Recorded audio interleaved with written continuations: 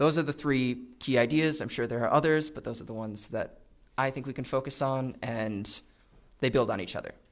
Because we have certainty, therefore, we can certainly say that we have a meaning in life, that we have a purpose in life.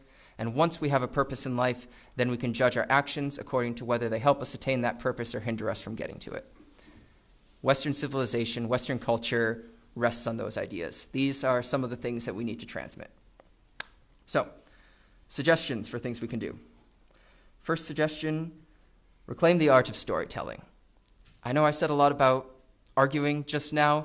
Sometimes the best argument isn't an argument, though. Sometimes it's telling a story.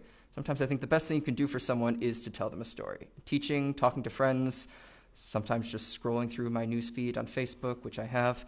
I encounter a disturbing number of nihilistic comments from people wondering whether this difficult, painful life of ours has any meaning at all.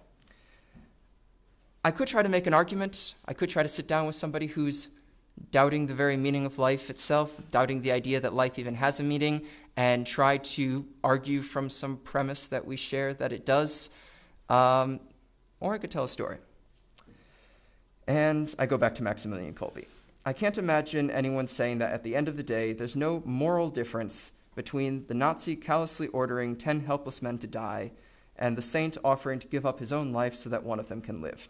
We instinctively see something good in Kolbe and something evil in the Nazi. And as soon as you say that, nihilism falls apart.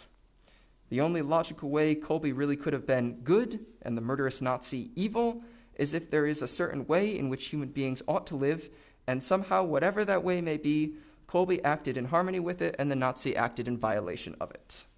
What does it mean to call something good except that it is as it ought to be? But if there is a certain way that we ought to live, then life cannot possibly be meaningless. It becomes an exciting quest now. Will we disregard our purpose and try to find happiness in living in a way other than what we were made for, which can only lead to frustration? Or will we try as far as we are able to conform our lives to a plan that is larger than ourselves and be content, even when we are led to the gas chambers, that we have lived according to the purpose for which we exist? Maximilian Kolbe's answer was clear, and I think it presents a more compelling argument against nihilism than any logical argument I could put forward. So that's one example of reclaiming the art of storytelling.